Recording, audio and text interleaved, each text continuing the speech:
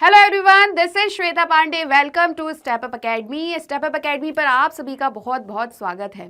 तो स्टूडेंट्स, आज के इस सेशन में हम क्या डिस्कस करने जा रहे हैं? वैसे तो आप सभी जानते हैं कि हम पॉलिटिकल साइंस ही पढ़ रहे हैं, बट आज का हमारा चैप्टर क्या है, ऐसा कौन सा चैप्टर है जिसका हम वन शॉट रिवीजन करने जा रहे हैं? तो आ जाओ जल्दी से और देखते हैं हम क्या पढ़ने जा रहे हैं।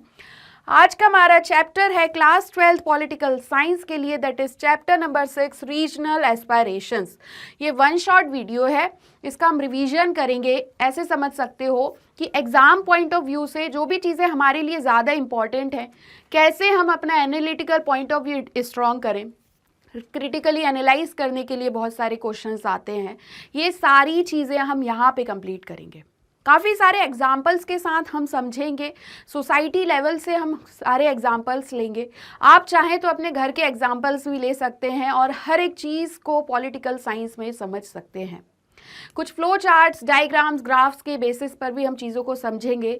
मैं यहाँ पे पॉइंट आउट करूँगी कुछ कीवर्ड्स, कुछ स्टार्स भी लगाऊंगी, अंडरलाइन भी करूँगी कि ये चीज़ें याद रखिए, आपके आंसर में काम आने वाली हैं।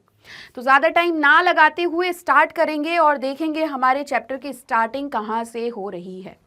तो सबसे पहले तो हमारे चैप्टर में लिखा हुआ है रीजन एंड द नेशन, मतलब कि हम रीजन और नेशन दोनों चीज़ें हम पढ़ने वाले हैं। पहले के चैप्टर्स में या डिस्कशंस में हम नेशनलिज्म के बारे में भी पढ़ चुके हैं प्रीवियस क्लासेस में। आज के सेशन में हम सबसे पहले रीजनल एस्पायरेशंस में रीजन और नेशन दोनों को देखेंगे। ऐसे समझ सकते हैं कि क्षेत्र है और राष्ट्र है, इसको ऐसे भी समझ सकते हैं, बट वाइडर लेवल पर हम कैसे इसे पढ़ेंगे, देखिए आइए समझते हैं। सबसे पहले लिखा हुआ है 1980 का जो पीरियड रहा है उसे हम देख सकते हैं राइजिंग ऑफ रीजनल एस्पायरेशंस की तरह फॉर ऑटोनॉमी। मतलब रीजनल एस्पायरेशंस का मतलब होता है आकांक्षाएं। आपकी क्या आकांक्षाएं हैं? तो जो रीजनल एस्पायरेशंस थी वो बढ़ रही थी, किस चीज़ के लिए? ऑटोनॉमी के लिए। Often outside the framework of the Indian union के जो फ्रेमवर्क था उसके आउटसाइड ऑफन ये सारी चीज़ें देखी गई। ये मूवमेंट्स फ्रिक्वेंटली इन्वॉल्व कर रहे थे armed assertions bye the people, इनके रिप्रेशन थे बाय द गवर्नमेंट, और एक कॉलेप्स था पॉलिटिकल और इलेक्टोरल प्रोसेस का, and a collapse of political and electoral process. ठीक है, तो ये दोनों चीज़ें हम समझ पा रहे हैं। इस तरीके से कुछ स्टार्टिंग होती है रीजन एंड द नेशन की। इसके आगे अगर हम समझें तो it is also not surprising that most of these struggles were long drawn and concluded in negotiated settlements. सबसे पहले वाला पॉइंट ये समझो। यहाँ पे एक चीज़ और, ये सरप्राइजिंग होगा नहीं वैसे, कि बहुत से स्ट्रगल्स बहुत दिन तक चले और फिर रुके। किस बेसिस पर? कंक्लूजन कैसे हुआ? Negotiated settlements. काफ़ी सारे सेटलमेंट्स किए और ये जो मूवमेंट्स थे, स्ट्रगल्स थे, इन्हें रोका गया। और एकॉर्ड्स या फिर एकॉर्ड्स होते थे सेंट्रल गवर्नमेंट और ग्रुप्स के बीच में, जो कि इस मूवमेंट को लीड कर रहे थे फॉर दी ऑटोनॉमी। तो यहाँ से अगर हम कंक्लूड करें दो चीज़ें, तो यहाँ पे ये कह रहे हैं कि ये जो स्ट्रगल्स थे ऑटोनॉमी के लिए, रीजनल एस्पायरेशंस के, वो दो फैक्टर्स पे या दो बेसिस पे आके कंक्लूड होते थे। या तो नेगोशिएट करते थे, जिस बेसिस पर सेटलमेंट्स होती थी, या फिर ये देखा जाता था कि एक एकॉर्ड हो जाता था सेंट्रल गवर्नमेंट और ग्रुप्स, उन ग्रुप्स के बीच में जो ऑटोनॉमी की बात कर रहे थे। तो इस तरीके से हम कंक्लूड कर सकते हैं अपने यहाँ के स्टार्टिंग को, कि एक्चुअल में जो रीजनल एस्पायरेशंस थे उन्हें ऐसे कंक्लूड किया जाता था फॉर ऑटोनॉमी। अब जो एकॉर्ड्स थे ये कैसे होते थे? After a process of dialogue. एक जब एकॉर्ड पे आने से पहले यहाँ पे डायलॉग होते थे। ठीक है, अब डायलॉग मतलब क्या? डायलॉग का एम होता था कि ये जो कॉन्टेंशियस इश्यूज हैं इन्हें सेटल करें with in the constitutional framework. मतलब कि जो कॉन्स्टिट्यूशनल फ्रेमवर्क है उससे बाहर ना जाए, उसी के अंदर रहते हुए इन इश्यूज को सेटल करें। तो उसके बाद हम एकॉर्ड पे आते थे। येट जो एकॉर्ड तक की पहुंचने की जर्नी थी, मतलब डायलॉग से एकॉर्ड तक आना, ये हमेशा कैसी थी? वायलेंट देखने को मिलती थी। अब इंडियन अप्रोच क्या रही? अगर इंडियन अप्रोच की बात करें तो जब हम इंडियन कॉन्स्टिट्यूशन पढ़ते हैं, नेशन बिल्डिंग की प्रोसेस पढ़ते हैं, तो रिपीटेडली हम एक बेसिक प्रिंसिपल पर आते हैं, और वो बेसिक प्रिंसिपल था to of the Indian constitution to diversity. The Indian nation shall not deny, Indian nation कभी डिनाई नहीं करे राइट्स ऑफ डिफरेंट रीजन्स और लिंग्विस्टिक ग्रुप्स, ताकि वो अपनी ओन कल्चर को रिटेन कर पाए। इस अप्रोच के थ्रू हम देख रहे हैं कि इंडियन अप्रोच क्या रही कि इंडियन कॉन्स्टिट्यूशन और प्रोसेस ऑफ नेशन बिल्डिंग में हम एक ही प्रिंसिपल पढ़ रहे हैं। अगर ओवरऑल पॉलिटिकल साइंस में आप लोग लास्ट स्टेज पर हैं क्लास 12th की, आप देखें 11th से 12th तक हमने सिर्फ यही पढ़ा है कि डाइवर्सिटी मेंटेन करनी है, कल्चर को बिल्कुल भी एक तरीके से ख़त्म नहीं करना है जो माइनॉरिटीज़ में है, रीजन्स के जो राइट्स हैं उन्हें भी मेंटेन करना है, और ये सारी चीज़ें ध्यान में रखते हुए किसी भी डिसीज़न पर पहुंचना है। तो ये डिसीजन पर पहुंचने के लिए ये सारी अप्रोचेस को देखना पड़ता था। हमने क्या डिसाइड किया था कि हम एक यूनाइटेड सोशल लाइफ में रहेंगे, बिना किसी मतलब एक तरीके से without losing the distinctiveness of the numerous cultures that constituted it. मतलब यहाँ पे जो सोशल यूनाइटेड सोशल लाइफ की बात कर रहे हैं, तो इस यूनाइटेड सोशल लाइफ में हम ये देख रहे हैं कि काफ़ी सारे कल्चर्स हैं, डिफरेंट कल्चर्स भी हैं और रीजन्स भी हैं। यूनाइटेड सोशल लाइफ का मतलब ये नहीं है कि सारी चीज़ें सेम है, कल्चर भी एक है, रिलीजन भी एक है, ऐसा कुछ भी नहीं है, डिफरेंट है, बट फिर भी हम एकोमोडेट करके रखे हुए हैं न्यूमरस कल्चर्स को, या कॉन्स्टिट्यूट करके रखे हैं जो यूनाइटेड सोशल लाइफ को ही कॉन्स्टिट्यूट करता है, that constituted it. Indian nationalism balance करता है यूनिटी और डाइवर्सिटी के प्रिंसिपल को। क्लियर हुआ? ये पॉइंट हम यूज़ कर सकते हैं हमारे आंसर राइटिंग में, जब कुछ ऐसा क्वेश्चन आ जाए तो हम यहाँ से स्टार्ट कर सकते हैं। Indian nationalism sought to balance the principles of unity and diversity. सबसे पहले हमने यही देखा कि यूनाइटेड सोशल लाइफ में हम रहेंगे, हमने ये डिसाइड किया, लेकिन जो न्यूमरस कल्चर हैं उस डिस्टिंक्टिवनेस है जिसमें उसे हम लूज़ नहीं करेंगे। बैलेंस है इंडिया में यूनिटी और डाइवर्सिटी का। Nation would not mean the negation of the region. यहाँ पे नेशन मतलब ये नहीं है कि हम रीजन को ही निगेट करें। इस सेंस में, इन दिस सेंस, जो इंडियन अप्रोच रही है वो बहुत ज़्यादा डिफरेंट रही है from the one adopted in many European countries. मतलब जिस तरीके से अप्रोच यूरोपियन कंट्रीज़ में एडॉप्ट की गई उससे बहुत ज़्यादा डिफरेंट थी इंडिया में, जहाँ पे ये कल्चरल डाइवर्सिटी को एक तरीके से थ्रेट टू द नेशन देखते थे यूरोपियन कंट्रीज़ में। इंडिया ने अडॉप्ट किया democratic approach to the question of diversity पर। डेमोक्रेसी अलाउ करती है political expression of regional aspirations, और एंटी नेशनल की तरह नहीं देखती है। मतलब जहाँ पे ये लोग देख रहे हैं एक तरीके से cultural diversity threat to the nation, उसी जगह पे पॉलिटिकल एक्सप्रेशन जो है रीजनल एस्पायरेशंस का ये अलाउ करता है। मतलब डेमोक्रेसी इस चीज़ को अलाउ करती है और एंटी नेशनलिज्म की तरह नहीं देखती, did not see them as anti nationalism या एंटी नेशनल। डेमोक्रेटिक पॉलिटिक्स एक चीज़ और अलाउ करती है, इसके अलावा पार्टीज और ग्रुप्स पीपल को एड्रेस करें on the basis of regional identity, aspiration and specific regional problems. दस डेमोक्रेटिक पॉलिटिक्स के कोर्स में रीजनल एस्पायरेशंस और ज़्यादा स्ट्रेंथेंड होता है, क्योंकि डेमोक्रेटिक पॉलिटिक्स में ये फोकस कर रहे हैं रीजनल आइडेंटिटी, एस्पायरेशन और स्पेसिफिक रीजनल प्रॉब्लम्स पर। इस वजह से देखने को मिलता है कि इस कोर्स ऑफ डेमोक्रेटिक पॉलिटिक्स में रीजनल एस्पायरेशंस और ज़्यादा स्ट्रेंथेंड हो रही है। एट द सेम टाइम, उसी टाइम पे अगर हम बात करें तो जो डेमोक्रेटिक पॉलिटिक्स है इसका एक और मतलब है। अच्छा, इससे पहले ये समझो कि हम स्टार्टिंग में ही पढ़ते नेशन बिल्डिंग में कि हमारे जो लीडर्स रहे हैं उन्होंने कभी भी पॉलिटिक्स को थ्रेट नहीं समझा, उन्होंने उसे एक तरीका समझा नेशन बिल्डिंग के लिए, यूनिटी के लिए, डाइवर्सिटी के लिए। और यही यहाँ पे ये कह रहे हैं कि कोई भी पार्टी और ग्रुप एक चीज़ ज़रूर देखे, रीजनल आइडेंटिटी, क्या आकांक्षाएं हैं, क्या प्रॉब्लम है इस क्षेत्र की। उसी टाइम पे डेमोक्रेटिक पॉलिटिक्स का एक और मतलब है कि जो रीजनल इश्यूज और प्रॉब्लम है ये रिसीव करेंगे एडिक्वेट अटेंशन। मतलब जितने भी क्षेत्र में इश्यूज हैं, कोई प्रॉब्लम्स हैं, कोई भी दिक्कतें हैं, तो उस पे अटेंशन ज़्यादा दिया जाएगा और accommodation in the policy making process. और जब भी हम पॉलिसी बनाएंगे तो ये सारी चीज़ों को एकोमोडेट करेंगे, एक साथ रखेंगे और इन पे सॉल्यूशन लेके आएंगे। सच एन अरेंजमेंट, जो इस तरीके के अरेंजमेंट हैं ये कभी कभी टेंशन्स और प्रॉब्लम्स क्रिएट करते हैं। समटाइम्स जो नेशनल यूनिटी का कंसर्न है ये ओवरशैडो करता है रीजनल नीड्स और एस्पायरेशन को। एट अदर टाइम्स जो रीजन का कंसर्न है अलोन ये may blind us to the larger needs of the nation. मतलब कि अगर हम मेनली फोकस करते हैं रीजन पर ही तो जो लार्जर नीड्स है नेशन की कहीं ना कहीं हम उन्हें नहीं देख पाएंगे।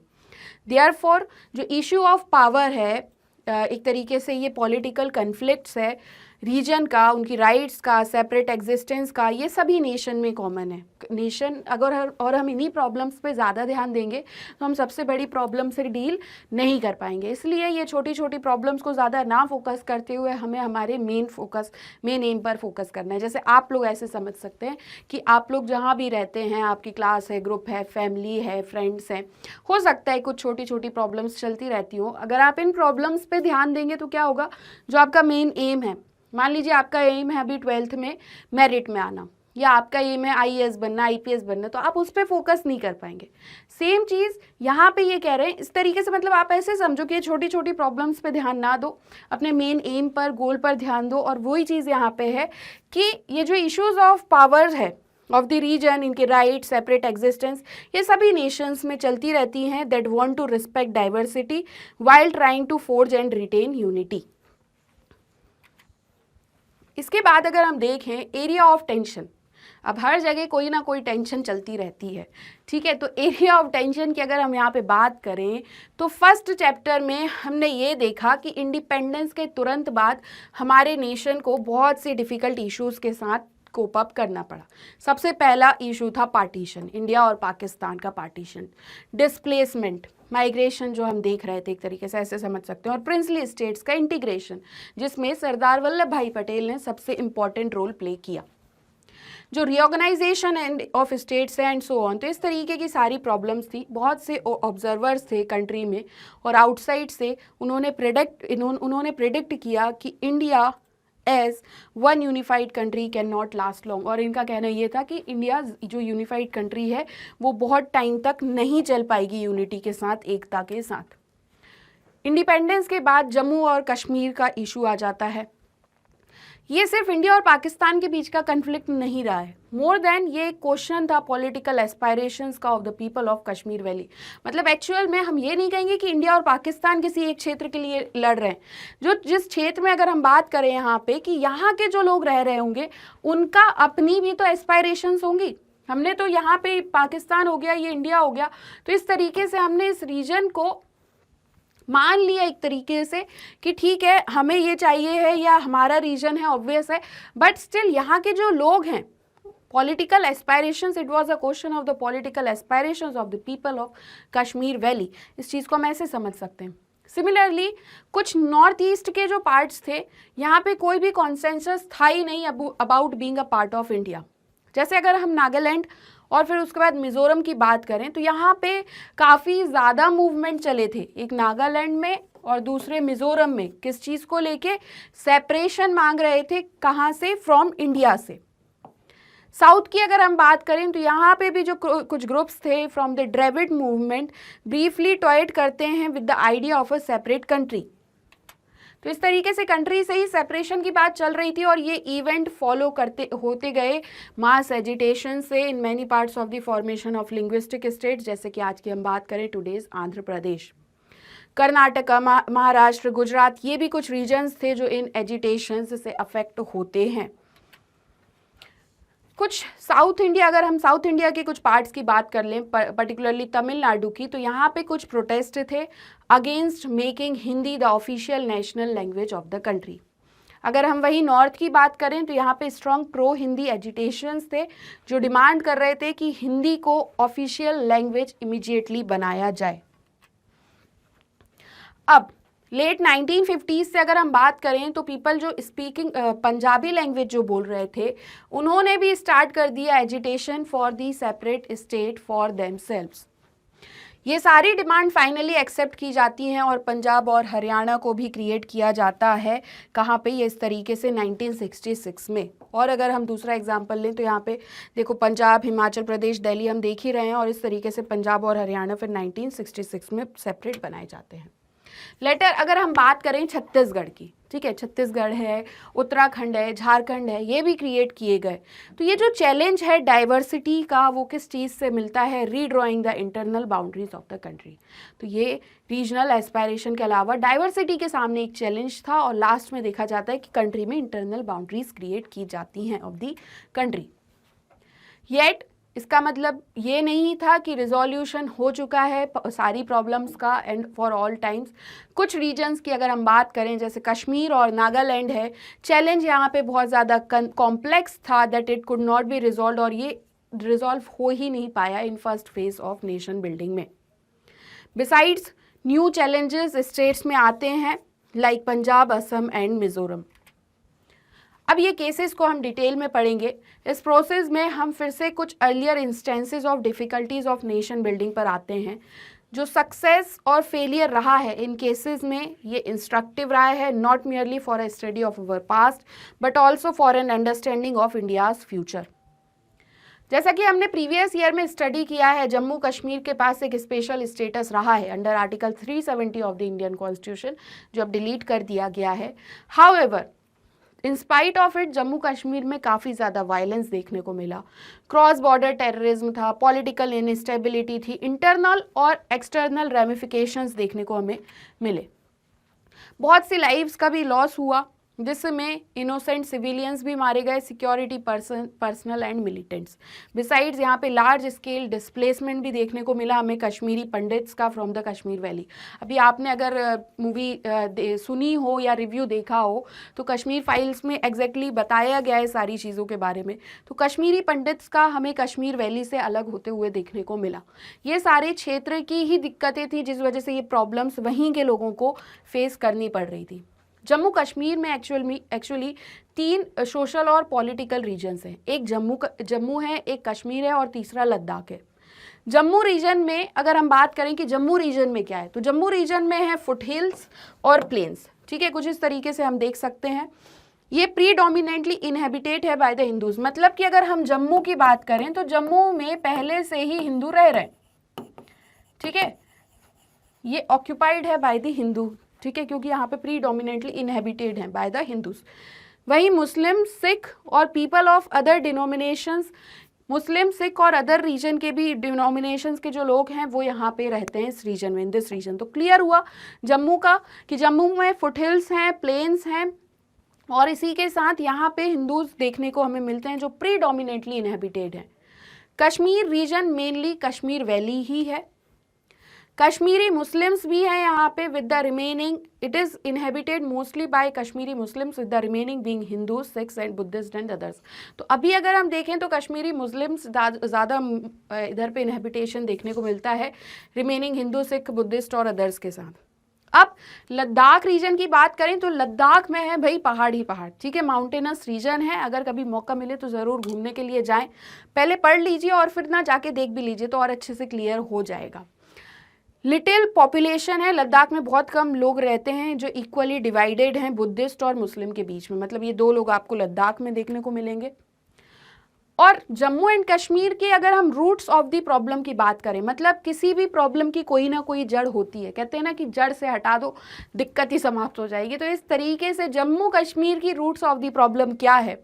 1947 से पहले जम्मू कश्मीर प्रिंसली स्टेट था, यहाँ पे राजा थे, ठीक है, और इनके जो रूलर थे वो कौन थे? अगर हम बात करें तो महाराजा हरि सिंह जी थे। ये बिल्कुल नहीं चाहते थे कि या हम इंडिया के साथ मिले या पाकिस्तान के साथ, लेकिन इन्हें एक इंडिपेंडेंट स्टेटस चाहिए था अपने ही स्टेट के लिए, for his state. Pakistani leaders क्या सोचते हैं यहाँ पे कि जो कश्मीर रीजन है ये पाकिस्तान का है, क्योंकि इस स्टेट में मुस्लिम ज़्यादा लोग रहते हैं, तो इनने सोच लिया कि ये हमारा है। बट इस तरीके से अगर हम बात करें, but this is not how the people of the state themselves saw it, लेकिन यहाँ के लोग ऐसा कुछ नहीं देखते हैं या सोचते हैं। उन्होंने ये सोचा, इनका थॉट ये था कि themselves as Kashmiris above all, they thought of themselves as Kashmiris above all, मतलब ना उन्होंने अपने आप को हिंदू ना अपने आप को मुस्लिम समझा, उससे पहले इन्होंने अपने आप को कश्मीरी समझा। और ये जो इशू था रीजनल एस्पायरेशन का, इसको कहा गया कश्मीरियत। ठीक है, ये वर्ड याद रखिएगा। पॉपुलर मूवमेंट, अब कश्मीरियत क्या था समझ में आ गया आप सभी को। अब यहाँ पे जो स्टेट में पॉपुलर मूवमेंट था, ये कौन चला रहा था? इनके लीडर थे Sheikh Abdullah of the national Conference. ये चाहते थे, wanted to get rid of the Maharaja, Maharaja से हटके, but was against joining Pakistan. ये महाराजा के साथ भी इंडिपेंडेंट स्टेटस नहीं चाहते थे और ना ही ये पाकिस्तान के साथ जुड़ना चाहते थे, मतलब ये इसके अगेंस्ट में थे। नेशनल कॉन्फ्रेंस एक सेक्युलर ऑर्गेनाइजेशन है और इसका लॉन्ग एसोसिएशन रहा है कांग्रेस के साथ, दी कांग्रेस। शेख अब्दुल्ला पर्सनल फ्रेंड भी थे कुछ लीडिंग नेशनलिस्ट लीडर्स के, जैसे कि नेहरू जी की अगर हम बात करें तो इनके ये दोस्त थे। अक्टूबर 1947 में क्या होता है, पाकिस्तान कुछ ट्राइबल इन्फिल्ट्रेटर्स भेज देता है from its side to capture Kashmir. मतलब ऐसे समझ लो पाकिस्तान ने कुछ अपनी तरफ के लोग भेज दिए कि जाओ और कश्मीर को छीन लो। ये फोर्स क्या करती है, ये फोर्स करते हैं क्या, महाराजा को, this force the Maharaja to ask for Indian military help. अब महाराजा के पास जब कोई भी यहाँ पर सॉल्यूशन नहीं बचा है तो ये फोर्स करती है चीज़, ये बात फोर्स करती है महाराजा को कि अब हम इंडियन मिलिट्री की हेल्प लेंगे। इंडिया यहाँ पे फिर से सपोर्ट देती है, मिलिट्री सपोर्ट देती है और जो इन्फिल्ट्रेटर्स थे कश्मीर वैली से उन्हें वापस भगा देती है। But only after the Maharaja had sign, लेकिन कब, जब महाराजा साइन करेंगे इंस्ट्रूमेंट ऑफ एसेशन, ये साइन करते हैं with the government of India. However Pakistan continuity में मतलब कंट्रोल करने की कोशिश करता रहा है sizeable part of the state. जो इशू है वो यूएनओ तक लेके जाते हैं, यूनाइटेड नेशन ऑर्गेनाइजेशन तक, विच इन इट्स रिजोल्यूशन, ये अपने रिजोल्यूशन में बताते हैं 21 अप्रैल 1948 को रिकमेंड करते हैं 3 step process to resolve the issue. मतलब यहाँ पे इन्होंने एक प्रोसेस बताई जिसमें 3 स्टेप्स हैं, जिसके थ्रू ये जो मुद्दा है, ये मैटर है, इसे रिजॉल्व कर दिया जाए। सबसे पहले तो पाकिस्तान को क्या करना पड़ेगा, पाकिस्तान अपनी एंटायर नेशनलिटीज़ को विड्रॉ करेगी जो कश्मीर में गई है। सेकेंडली, इंडिया को प्रोग्रेसिवली रिड्यूस करनी पड़ेंगी अपनी फोर्सेस ताकि लॉ एंड ऑर्डर बना रहे। और थर्डली, एक प्लेबिसाइड कंडक्ट किया गया फ्री और इम्पार्शियल मैनर में। मतलब यहाँ पे एक जनमत संग्रह कराया जाता है कि कोई भी इम्पॉर्टेंट मैटर होता है तो उस पर वोट कराया जाता है पब्लिक का। तो इस तरीके से इन्होंने ये प्रोसेस बताई। हाउएवर ये जो प्रोग्रेस थी अचीव नहीं हो पाई इस रिजोल्यूशन के तहत। इन द मीनवाइल ये देखने को मिलता है कि जो शेख अब्दुल्ला जी हैं ये प्राइम मिनिस्टर बन जाते हैं जम्मू कश्मीर के मार्च 1948 में, वाइल इंडिया यहाँ पे एग्री होती है कि इन्हें प्रोविजनल ऑटोनॉमी देगी आर्टिकल 370 के तहत। तो ये था आर्टिकल 370। और जो गवर्नमेंट के अब हेड थे इन द स्टेट, इन्हें कह दिया गया क्या, the head of the government in the state was then called prime minister. External और इंटरनल डिस्प्यूट्स की अगर हम बात करें जम्मू एंड कश्मीर में, तो सिंस देन जो पॉलिटिक्स थी जम्मू और कश्मीर की, ये कंट्रोवर्शियल रही, कन्फ्लिक्ट रिडन रही, बोथ फॉर एक्सटर्नल भी और इंटरनल रीजंस के कारण। एक्सटर्नली अगर हम देखें तो जम्मू कश्मीर की प्रॉब्लम रही है किसके साथ, पाकिस्तान के साथ। पाकिस्तान ने हमेशा क्लेम किया है कि कश्मीर वैली पाकिस्तानी की हो, पाकिस्तान का पार्ट हो। जैसा कि हमने ये नोट किया अभी इससे पहले कि पाकिस्तान स्पॉन्सर्ड करता है एक tribal इन्वेशन of the state in 1947 और इसका कॉन्सिक्वेंस क्या होता है, 1 part of the state Pakistani control के अंडर में आ जाता है। इंडिया क्लेम करता है कि ये एरिया इलीगल ऑक्यूपेशन के तहत आपने लिया है।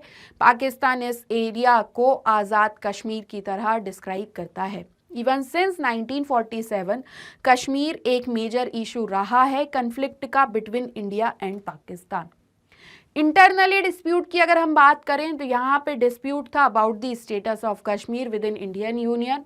हमने स्पेशल प्रोविजन पढ़े हैं अंडर आर्टिकल 370 371 इंडियन कॉन्स्टिट्यूशन में, लास्ट ईयर में एट वर्क में जो हमने पढ़ा है, इंडियन कॉन्स्टिट्यूशन एट वर्क हमारी बुक रही है क्लास 11th में।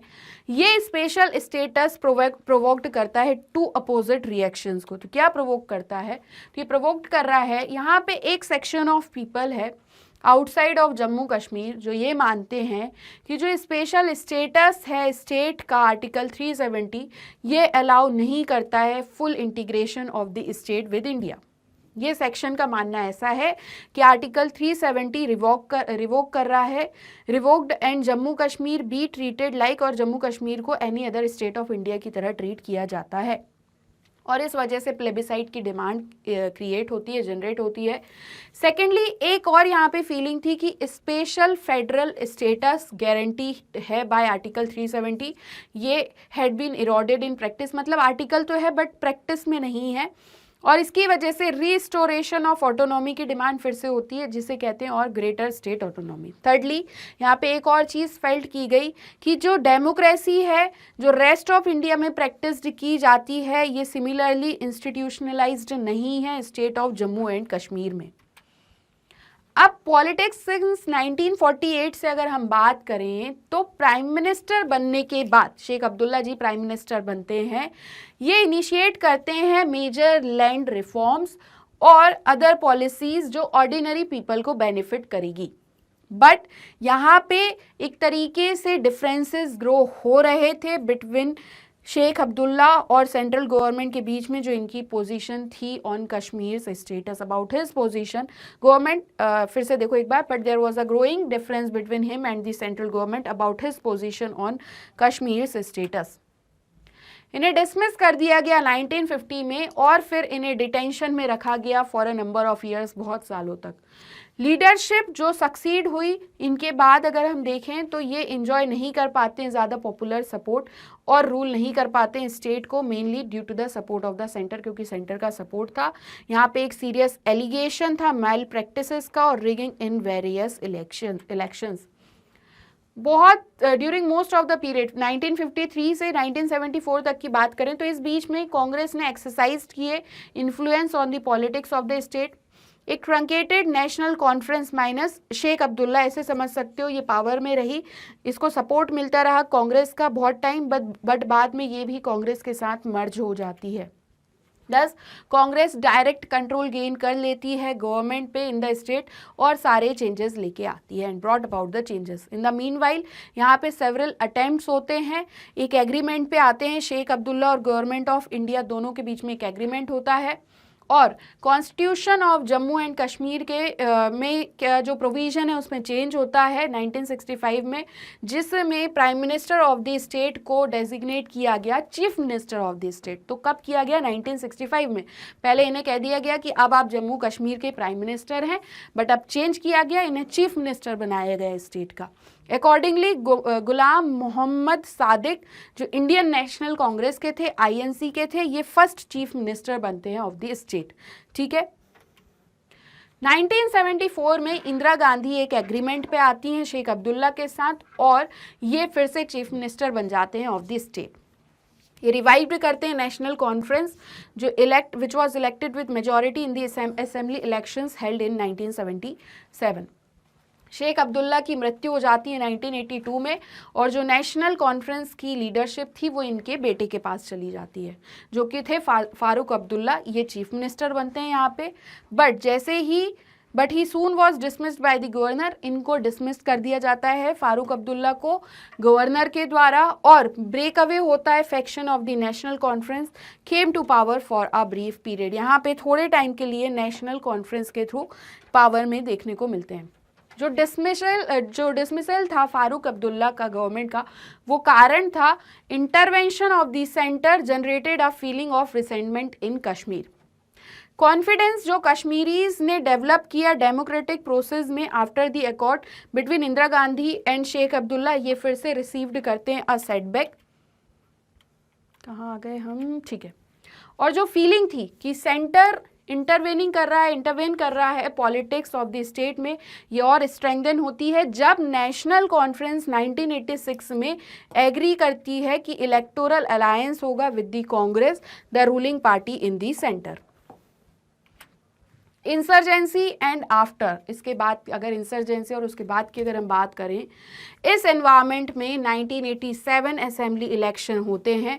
ऑफिशियल रिजल्ट क्या दिखाते हैं? ऑफिशियल रिजल्ट में मैसिव विक्ट्री होती है national conference Congress alliance and Farooq Abdullah की।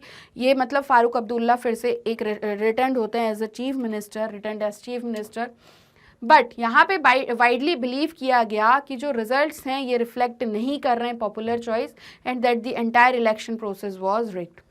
पॉपुलर रिसेंटमेंट ऑलरेडी स्टेट में था अगेंस्ट द इनएफिशिएंट एडमिनिस्ट्रेशन जो अच्छा नहीं था सिंस अर्ली 1980s से। अब यहाँ पे एक आर्ग्यूमेंट था by the commonly prevailing feeling that जो डेमोक्रेटिक प्रोसेसेस हैं ये अंडरमाइन की जा रही हैं by the state at the behest of the centre, और ये पॉलिटिकल क्राइसिस जनरेट करता है कश्मीर में जो सीवियर हो जाता है with the rise of insurgency. Insurgents को मॉरल मिलता है, मटेरियल मिलता है, मिलिट्री सपोर्ट मिलता है पाकिस्तान से। नंबर ऑफ ईयर्स तक स्टेट प्रेसिडेंट रूल में रहता है और इफेक्टिवली कंट्रोल में रहता है आर्म्ड फोर्सेस के।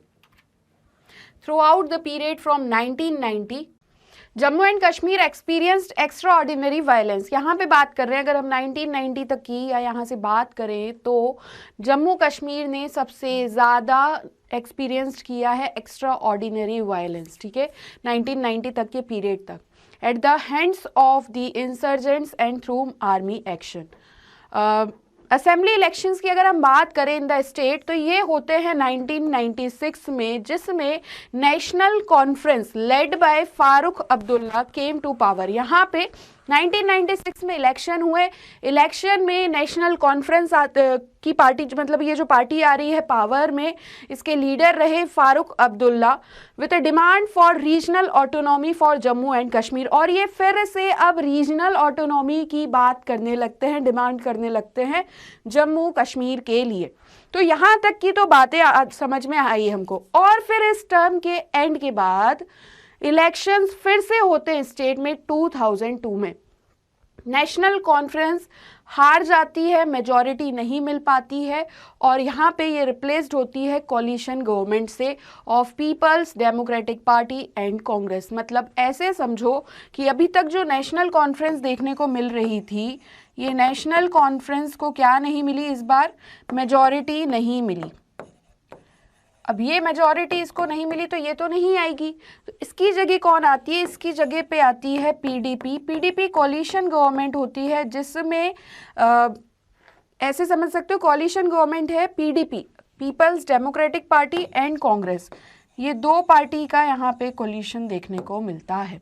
कुछ इस तरीके से ये इलेक्शंस के बाद कहानी ऐसी स्टार्ट होती है। और फिर अब अगर हम बात करें 2002 एंड बियॉन्ड की, कोलिशन गवर्नमेंट के अकॉर्डिंग जो मुफ्ती मोहम्मद थे headed the government for the first 3 years, मतलब कि पहले 3 सालों के लिए कौन रहे? मुफ्ती मोहम्मद रहे, succeeded by Ghulam Nabi Azad of the Indian national Congress who however could not complete. उसके बाद सक्सीड होते हैं गुलाम नबी आज़ाद और ये भी अपना टर्म कंप्लीट नहीं कर पाते हैं एज प्रेसिडेंट रूल, क्योंकि प्रेसिडेंट रूल इम्पोज हो जाता है जुलाई 2008 में।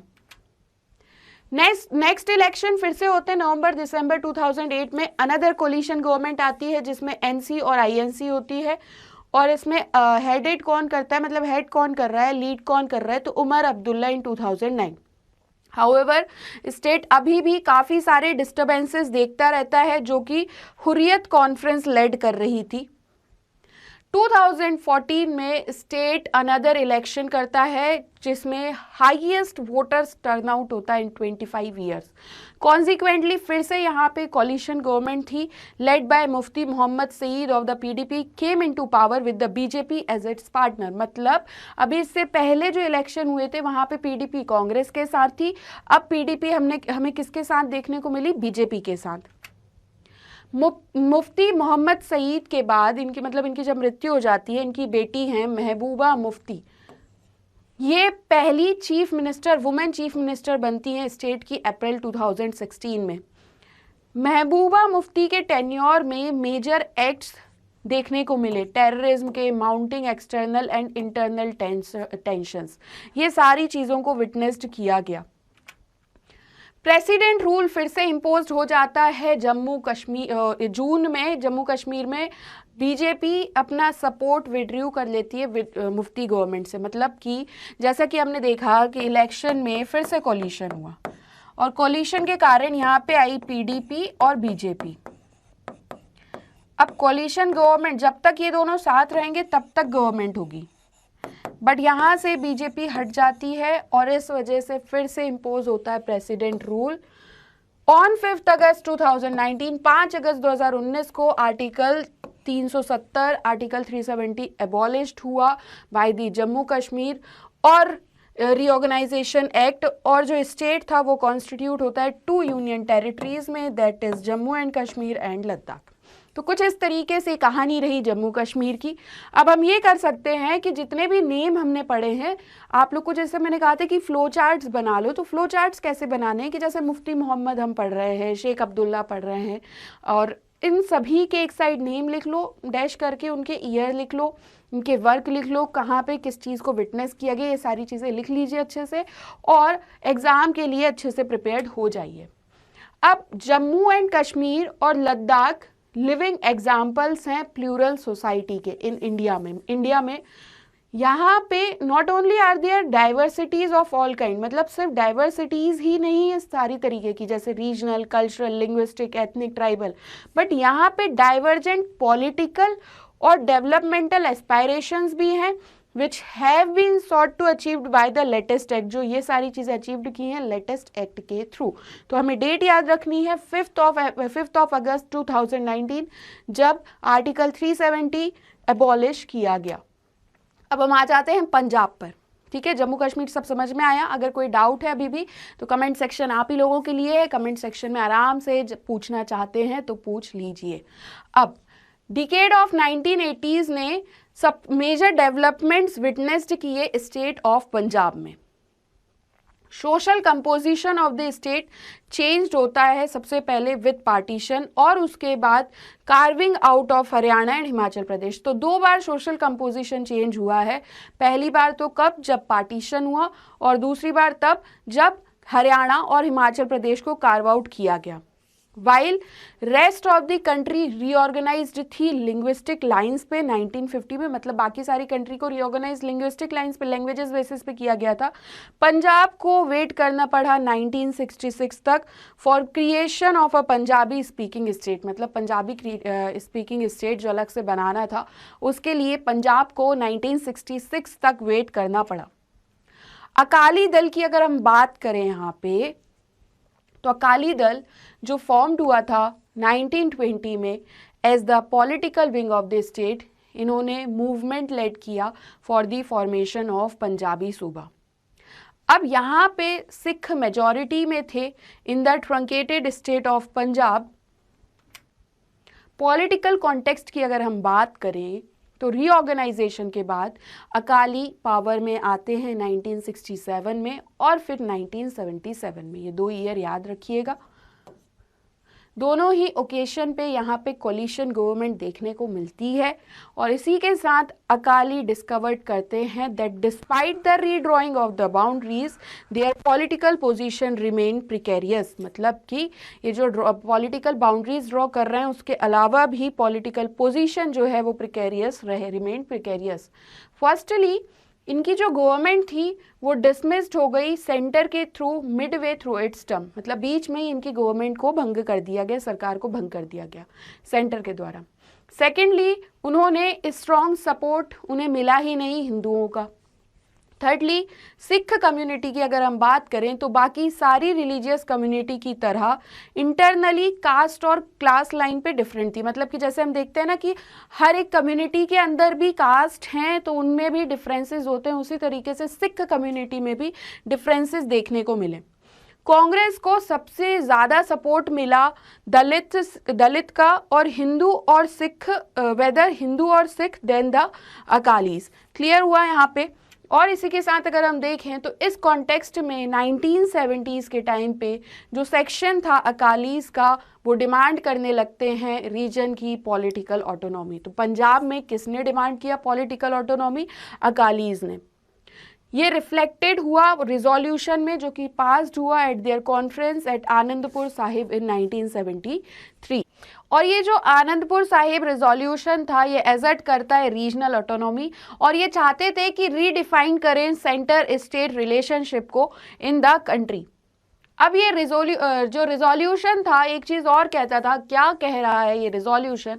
इसने कहा एस्पायरेशंस ऑफ दी सिख कौम, जो सिख कौम है उसकी एस्पायरेशंस, उसकी जो आकांक्षाएं हैं, ठीक है, कम्युनिटी और नेशन, और डिक्लेयर किया अपना गोल एज अटेनिंग द बोलबाला ऑफ द सिख। और जो इन्होंने अपना गोल यहाँ पे डिक्लेयर किया, डोमिनेंस या हेजेमनी ऑफ द सिख या बोलबाला ऑफ द सिख। रिजोल्यूशन एक तरीके से प्ली था फॉर स्ट्रेंथनिंग फेडरलिज्म, मतलब कि फेडरलिज्म को इंक्रीज कर स्ट्रेंथन करें, स्ट्रॉन्ग करें, सेंटर स्टेट रिलेशनशिप को स्ट्रॉन्ग करें। बट ये एक चीज़ और इंटरप्रिटेट कर रहा था as a plea for a separate Sikh nation. तो यहाँ पे जो अकाली दल की बात कर रहे हैं, फिर जो आनंदपुर साहिब रिजोल्यूशन है, इन सब में दो चीज़ों की बात हो रही है। एक तो हो रही है स्ट्रेंथनिंग फेडरलिज्म, और दूसरा ये चाह रहे हैं सेपरेट सिख नेशन। तो ये इनके क्राइसिस या प्रॉब्लम हम कह सकते हैं। और जो रिलीजियस लीडर्स का सेक्शन था, जो धर्म से संबंधित लीडर्स थे, उन्होंने रेज किया question of autonomous Sikh identity, मतलब कि सिख को भी ऑटोनॉमस आइडेंटिटी मिले। लैंग्वेज बेसिस पे सारे स्टेट का रिऑर्गेनाइजेशन हुआ था, बट पंजाब का 1966 में हुआ तब, और इसके बाद ये सारी बातें हो रही हैं। मोर एक्सट्रीम एलिमेंट्स जो थे वो स्टार्ट करते advocating cessation from India and the creation of Khalistan. और जो एक्सट्रीम एलिमेंट्स यहाँ पे क्या बात करने लग गए कि आप तो खालिस्तान बना दो। ये यहाँ पे भी इनकी दिक्कतें थी। मतलब हम ये कह सकते हैं कि सिर्फ हम जम्मू कश्मीर में ही ऐसी प्रॉब्लम नहीं देख रहे हैं सिर्फ, और हम पंजाब में भी ऐसी प्रॉब्लम देख रहे हैं। अगर हम साइकिल ऑफ वायलेंस की बात करें तो जैसे ही लीडरशिप, एक तरीके से ऐसे समझो, the leadership of the movement passed from the moderate Akalis to the extremist elements and took the form of armed insurgency. जैसे ही जो लीडरशिप थी मूवमेंट की वो मॉडरेट अकाली, अभी तो ये मॉडरेट थे, ठीक है, मतलब ठीक तरीके से चल रहे थे, जब ये एक्सट्रीमिस्ट एलिमेंट्स में आ गए तो ये जो मूवमेंट था वो कैसा फॉर्म ले लेता है? आर्म्ड इंसर्जेंसी का। ये मिलिटेंट्स क्या कर लेते हैं? अपने हेडक्वार्टर्स बना लेते हैं सिख होली श्राइन में, और जो गोल्डन टेम्पल था अमृतसर में, ठीक है, जैसे कि हम देख रहे हैं इन अमृतसर, यहाँ पे ये Sikh Holi shrine, the golden temple in Amritsar में अपना हेडक्वार्टर बनाते हैं और इसको आर्म्ड फोर्ट्रेस में कन्वर्ट कर देते हैं, ठीक है। और उसके बाद जून 1984 में गवर्नमेंट ऑफ इंडिया एक operation blue star carried out करती है, code name for army action in the golden temple. अब जब आपने यहाँ पे गोल्डन टेम्पल को, ये होली श्राइन है, इसे हमने आर्म फोर्ट्रेस की तरह बना लिया है, तो कुछ ना कुछ तो गवर्नमेंट स्टेप लेगी। तो गवर्नमेंट इसके लिए ऑपरेशन ब्लू स्टार स्टार्ट करती है। Operation blue star code name था किसके लिए? आर्मी एक्शन के लिए इन द गोल्डन टेम्पल। बहुत ही इंटरेस्टिंग है। अपने आप लोग को जैसा लगता होगा ना यार ये क्या प्रॉब्लम चल रही है, क्या न्यूज़ में देखते रहते हैं, अब आपको और अच्छे से समझ में आएगा, क्योंकि आपको अब बेस क्लियर हो चुका है, कि मतलब आपका बेस क्लियर हो चुका है, आपको हर एक चीज़ समझ आ गई कि ठीक है कश्मीर प्रॉब्लम ऐसी है। 2-3 बार पढ़ोगे ना अगर जो कश्मीर प्रॉब्लम हमने पढ़ी है, तो बहुत अच्छे से आपको याद हो जाएंगी सारी चीज़ें, ठीक है। अब देखो इसके आगे क्या होता है, इस ऑपरेशन में गवर्नमेंट क्या करती है? गवर्नमेंट इसमें सक्सेसफुली फ्लश आउट करती है मिलिटेंट्स को, बट हिस्टोरिक टेम्पल भी यहाँ पे डैमेज होता है और सिख के सेंटीमेंट डीपली हर्ट होते हैं। Large proportion of Sikh, India में जो लार्ज प्रोपोर्शन था सिख का, और बाहर भी जितने भी सिख थे, ये मिलिट्री ऑपरेशन को कैसा देखते हैं कि आपने हमारे फेथ पर अटैक किया है, और ये फर्दर इम्पीटियस देता है मिलिटेंट और एक्सट्रीमिस्ट ग्रुप्स को कि अब इन्हें तो और गुस्सा आएगी कि आपने हमारे गोल्डन टेम्पल में इस तरीके से ये सारी चीज़ें की हैं एक्चुअल में, और ये और ज़्यादा एग्रेसिव होते हैं। Still more tragic turn off events complicated the Punjab problem further, और इस वजह से और ज़्यादा पंजाब की प्रॉब्लम क्या हो जाती है, कॉम्प्लिकेट हो जाती है। और उसके बाद देखा जाता है कि prime minister Indira Gandhi ji assassinate हो जाती हैं 31 अक्टूबर 1984 को आउटसाइड हर रेसिडेंस बाय हर बॉडीगार्ड्स। इन्हीं के बॉडीगार्ड ने इन्हें असैसिनेट किया और यहाँ पे इंदिरा गांधी जी की डेथ हो जाती है। दोनों ही असैसिन्स जो थे वो सिख थे और रिवेंज लेना चाहते थे ऑपरेशन ब्लू स्टार का। क्लियर हुआ? तो 31 अक्टूबर 1984 या 31 अक्टूबर 1984 को इंदिरा गांधी जी का असैसिनेशन हो जाता है। वाइल पूरी कंट्री शॉक होती है इस डेवलपमेंट से, इन दिल्ली और बहुत से पार्ट्स में नॉर्दर्न इंडिया में वायलेंस ब्रोक आउट होता है सिख कम्युनिटी के अगेंस्ट में, और ये कम से कम एक हफ्ते तक चलता है पूरा ये वायलेंट। मोर देन 2000 सिख यहाँ पे मारे जाते हैं नेशनल कैपिटल में। द एरिया वर्स्ट, मतलब सबसे ज़्यादा affected area by this violence कौन सा था? तो कैपिटल था। 100 of Sikh were killed in other parts of the country. यहाँ कैपिटल, नेशनल कैपिटल दिल्ली की तो बात ही अलग है, उसके अलावा भी कंट्री के अदर पार्ट्स की बात करें तो कम से कम 100 सिख यहाँ मारे गए, specially in places like Kanpur में, बोकारो में एंड चेस। मैनी सिख फैमिलीज, बहुत से सिख फैमिली अपने मेल मेंबर्स को खो देती हैं और सफ़र करती हैं बहुत ही ज़्यादा ग्रेट इमोशनल और heavy financial loss. What hurt the Sikh most was that the government took a long time in restoring normalcy and that the perpetrators of this violence were not effectively punished. अब सबसे ज़्यादा दुख क्या हो रहा था सिख को? वो ये हो रहा था कि गवर्नमेंट इन सारी चीज़ों को नॉर्मल करने में बहुत ज़्यादा टाइम लगा दिया गवर्नमेंट ने, और दूसरी बात ये चीज़, इस वायलेंस के जो जिम्मेदार लोग थे उन्हें पनिश नहीं किया गया। और 20 साल बाद पार्लियामेंट में 2005 में प्राइम मिनिस्टर मनमोहन सिंह जी क्या कहते हैं? मनमोहन सिंह जी यहाँ पे एक्सप्रेस्ड करते हैं रिग्रेट ओवर दीज किलिंग्स और अपोलोजाइज करते हैं नेशन को for the anti Sikh violence. 20 साल बाद इन्होंने इस चीज़ को अपोलोजाइज किया। अब अगर हम बात करें रोड टू पीस की, शांति के रास्ते की अगर हम बात करें, तो पावर में आने के बाद फॉलोइंग द इलेक्शन इन 1984, अब यहाँ पे न्यू प्राइम मिनिस्टर कौन थे? राजीव गांधी जी। ये इनिशिएट करते हैं dialogue with moderate Akali leaders, moderate Akali leaders रहते हैं उनके साथ, ये इनिशिएट करते हैं। और इसी के साथ जुलाई 1985 में ये एग्रीमेंट पर आते हैं हरचंद सिंह लोंगोवाल के साथ, then the president of the Akali Dal, जो उस टाइम पे अकाली दल के प्रेसिडेंट रहे। ये एग्रीमेंट को राजीव गांधी और लोंगोवाल अकॉर्ड कहा जाता है या पंजाब अकॉर्ड कहा जाता है। ये स्टेप थी towards leading to normalcy to Punjab, मतलब ब्रिंगिंग नॉर्मलसी टू पंजाब। यहाँ पे एक चीज़ एग्री की गई कि चंडीगढ़ ट्रांसफ़र कर दिया जाएगा पंजाब को, सेपरेट कमीशन अपॉइंट की जाएगी रिजॉल्व करने के लिए border dispute between Punjab and Haryana, और एक ट्रिब्यूनल सेटअप किया जाएगा ये डिसाइड करने के लिए कि जो रावी और व्यास का रिवर है वो पंजाब, हरियाणा और राजस्थान के बीच में कैसे डिस्ट्रीब्यूट हो, कैसे शेयरिंग हो। एग्रीमेंट यहाँ पे एक चीज़ और प्रोवाइड करती है, ये कंपेंसेशन प्रोवाइड करती है और बेटर ट्रीटमेंट उनको जो अफेक्ट हुए थे मिलिटेंसी से पंजाब में, और विड्रॉल करती है application of armed forces special powers act armed forces special powers act in Punjab. However अभी भी शांति इजीली नहीं आ सकती और इमीडिएटली नहीं आ सकती है। साइकिल का जो वायलेंस था नियरली फॉर अ डिकेड चलता रहा, कंटिन्यूड रहा।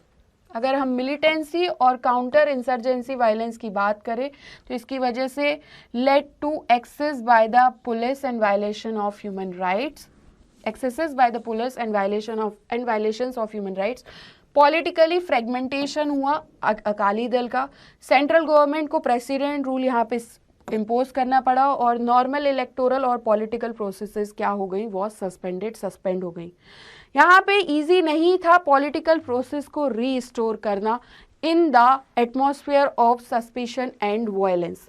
और इसी के साथ अगर हम आगे देखें तो जब इलेक्शंस होते हैं पंजाब में 1992 में, तो सिर्फ 20% ऑफ द इलेक्टर्स यहाँ पे टर्न आउट करते हैं to vote. Militancy eventually eradicate कर दी जाती है by the security forces, but जो लॉस हुआ है, loss incurred by the people of Punjab, Sikh and Hindu alike were enormous. Peace return होती है पंजाब में by the middle of 1990s।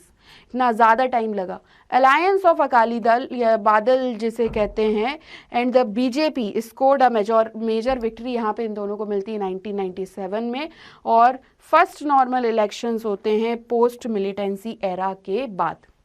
और इसी के साथ अगर हम आगे देखें तो स्टेट एक बार फिर से प्री ऑक्यूपाइड करता है with questions of economic development and social change. देखो, हर एक कंट्री की बात कर लो, वर्ल्ड लेवल पे बात कर लो या नॉर्मल सोसाइटी की ही बात कर लो, कहीं पे भी कुछ चीज़ इस्टेब्लिश होती है बहुत सारे वॉर्स के बाद, कन्फ्लिक्ट्स के बाद, प्रॉब्लम्स के बाद, तो ये 3 स्टेप में चलती हैं सारी चीज़ें। अगर अभी तक आप लोगों ने ध्यान दिया हो तो सबसे पहले तो हम देखते हैं कि कन्फ्लिक्ट्स हैं, चाहे हम वर्ल्ड लेवल में भी हमने देखे, यूएसएसआर देखा, यूएसए देखा, ये सारी कंट्रीज में भी सबसे पहले कन्फ्लिक्ट्स देखे हमने। कन्फ्लिक्ट्स के बाद इन कन्फ्लिक्ट्स को रोकना, मतलब स्टॉपिंग, ऐसे समझ सकते हो, ठीक है। और उसके बाद कुछ चीज़ इस्टेब्लिश करना, जैसे कि यहाँ पे अब ये इस्टेब्लिश हो गया, इन्हें सेपरेट कर दिया गया। और इसके बाद एक ही चैलेंज बचता है, वो है इकोनॉमिक एंड अगर हमने यहाँ पे देखा तो सोशल चेंज, थोड़ा सा हम पॉलिटिकल भी यहाँ पे ले सकते हैं। क्लियर हुआ? तो अल्टीमेट अगर आप पूरे चैप्टर्स देखो अपने क्लास 12th में पॉलिटिकल साइंस में, तो इसमें ओवरऑल इसी तरीके से पूरी सीरीज चल रही है।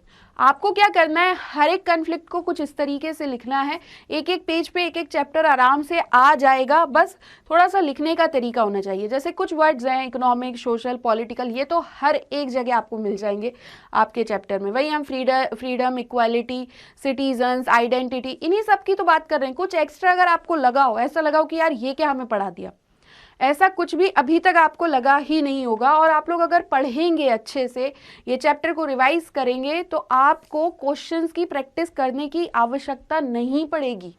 सिर्फ आप प्रैक्टिस करोगे लिखने की कि हाँ ये क्वेश्चन आएगा तो मैं ये ऐसे लिख दूंगा। रटना नहीं पड़ेगा, रट्टाफिकेशन कहते हैं, मतलब कि उठाया और इसे याद करना स्टार्ट कर दिया, ऐसा कुछ नहीं करना पड़ेगा, बस समझो। अगर यहाँ पे जैसे कि अब हम देखते हैं कि सबसे पहले प्री ऑक्यूपाइड हुए ये with questions of economic development and social change. Though religious identities continue रही to be important for the people, politics gradually moved होती है बैक अलोंग सेक्युलर लाइंस। अब हम आते हैं नॉर्थ ईस्ट पर, द नॉर्थ ईस्ट। तो नॉर्थ ईस्ट में रीजनल एस्पायरेशंस टर्निंग पॉइंट पर आती है 1980s में, अगर हम ये नॉर्थ ईस्ट वाला पार्ट देखें, ठीक है। ये रीजन अब कंसिस्ट था 7 स्टेट्स से और इसे कहते थे 7 सिस्टर्स। रीजन में 4% ऑफ द कंट्रीज पॉपुलेशन थी, but about twice as much share of its area, मतलब 4% पॉपुलेशन इस रीजन में, और अगर हम एरिया की बात करें तो ट्वाइस था as much share of its area. एक स्मॉलर कॉरिडोर था ऑफ अबाउट 22 किलोमीटर्स जो कि कनेक्ट करता है रेस्ट ऑफ द कंट्री से रीजन को। नॉर्थ ईस्ट का जो रीजन है हमारा, अगर हम इंडिया की बात करें तो ऐसे समझो ये वाला जो रीजन है, ठीक है, थोड़ा और नीचे आ सकते हैं हम इससे, ये इस रीजन की अगर हम बात करें, थोड़ा ये रीजन भी, तो ये कह रहे हैं कि 22 किलोमीटर का कॉरिडोर है जो इस रीजन को रेस्ट ऑफ द कंट्री से ज्वाइन करता है, ठीक है। अदरवाइज रीजन शेयर करता है बॉर्डर किसके साथ, चाइना के साथ, म्यांमार के साथ, बांग्लादेश के साथ, और सर्व करता है India's gateway to south east Asia. Region ने विटनेस्ड किया है बहुत सारे चेंज सिंस 1947। त्रिपुरा, मणिपुर, खासी हिल्स ऑफ मेघालय, ये प्रिंसली स्टेट्स थे जो मर्ज्ड हो जाते हैं इंडिया के साथ आफ्टर इंडिपेंडेंस। एंटायर रीजन जो था नॉर्थ ईस्ट का, ये कंसिडरेबल पॉलिटिकल रीऑर्गेनाइजेशन से गुजरा, अंडरगॉन कंसिडरेबल पॉलिटिकल रीऑर्गेनाइजेशन। अब नागालैंड स्टेट कब क्रिएट हुआ, तो नागालैंड क्रिएट हुआ है 1963 में। मणिपुर, त्रिपुरा, मेघालय 1972 में, वाइल मिजोरम और अरुणाचल प्रदेश सेपरेट स्टेट बनते हैं ओनली इन 1987। इसको लिख लो आप, देखो नागालैंड कब, 1963 में। उसके बाद दो स्टेट और अगर हम देखें तो मणिपुर और त्रिपुरा, ठीक है, मणिपुर और त्रिपुरा कब बने, 1972 में। और लास्ट हमने देखा अरुणाचल प्रदेश और मिजोरम, तो मिजोरम एंड अरुणाचल प्रदेश ये बने हैं 1987 में। इसको नोट डाउन कर लीजिए, इंपॉर्टेंट है। नागालैंड 1963 में, मणिपुर और त्रिपुरा 1972 में, और मिजोरम और अरुणाचल प्रदेश 1987 में, ठीक है। इंडिया का पार्टीशन की बात अगर हम करें 1947, इसने रिड्यूस किया नॉर्थ ईस्ट को to a landlocked region and affected its economy, और इसकी इकोनॉमी काफ़ी ज़्यादा अफेक्ट हुई, ठीक है। और इसी के साथ अगर हम आगे देखें तो जो cut off from the rest of India, the region suffered neglect in developmental terms. जिस तरीके से कट ऑफ दिखता है रेस्ट ऑफ इंडिया से, तो जो रीजन है ये सबसे ज़्यादा सफ़र करता है नेग्लेक्ट इन डेवलपमेंटल टर्म्स, मतलब इस पे ध्यान नहीं दिया जाता है डेवलपमेंट टर्म्स के लिए। इसकी पॉलिटिक्स भी बहुत ज़्यादा इंसुलेटेड रही है। एट द सेम टाइम बहुत से स्टेट इस रीजन में अंडरवेंट हुए हैं मेजर डेमोग्राफिक चेंजेस को लेकर due to influx of migrants from neighbouring states and countries. अब यहाँ पे रीजन में मेजर डेमोग्राफिक चेंजेस का कारण क्या था, क्योंकि यहाँ पे माइग्रेशन देखने को मिला फ्रॉम नेबरिंग स्टेट्स, आसपास के स्टेट से भी और अदर कंट्रीज से भी एंड कंट्रीज से भी, ठीक है। जो आइसोलेशन है रीजन का, जो एक तरीके से इतना रीजन की अगर हम बात करें तो ये कॉम्प्लेक्स, इसमें सोशल कैरेक्टर्स कॉम्प्लेक्स हैं, और जो इसकी बैकवर्डनेस है ये कंपेयर की जाती है other parts of the country, have all resulted in the complicated set of demands from different states of the north states east. ऐसे समझो, यहाँ पे ये कह रहे हैं कि जो इसका कॉम्प्लेक्स सोशल कैरेक्टर है और जो इसकी बैकवर्डनेस है ये कंपेयर्ड की गई to the other parts of the country, और सब ये रिजल्ट क्या आता है कि कॉम्प्लिकेटेड सेट ऑफ डिमांड्स हैं from different states of the north east, vast international border और वीक कम्युनिकेशन नॉर्थ ईस्ट और रेस्ट ऑफ इंडिया के बीच में फर्दर डेलिकेट नेचर लेके आता है पॉलिटिक्स में, वहाँ पे of their politics. 3 issues dominate the politics of north east. अब ये इंपॉर्टेंट है, ये कह रहे हैं 3 इश्यूज हैं जो डोमिनेट करते हैं पॉलिटिक्स ऑफ नॉर्थ ईस्ट। सबसे पहले तो इनकी डिमांड है ऑटोनॉमी के लिए, सेकंड है मूवमेंट फॉर सेसेशन, और तीसरा है अपोजिशन टू आउटसाइडर्स। तो ये 3 डिमांड है नॉर्थ ईस्ट में जो क्राइसिस बनाते हैं एक तरीके से, कि इन्होंने कहा है हमें ऑटोनॉमी चाहिए है, दूसरा इन्होंने कहा है कि ये मूवमेंट्स करते हैं फॉर सेसेशन, और अपोजिशन टू आउटसाइडर्स, जो आउटसाइडर इनके यहाँ पे आ रहे हैं तो उनको अपोज करते हैं। मेजर इनिशिएटिव्स की अगर हम बात करें ऑन द फर्स्ट इशू, सबसे पहले इशू की अगर हम बात करें डिमांड फॉर ऑटोनॉमी, तो 1970 में set the stage for some dramatic developments on the second and the third in 1980s। तो फर्स्ट इशू की अगर हम बात करें तो 1970s में कुछ यहाँ पे सेट किया गया, some democratic development भी हुए सेकेंड और थर्ड में इन दी 1980s।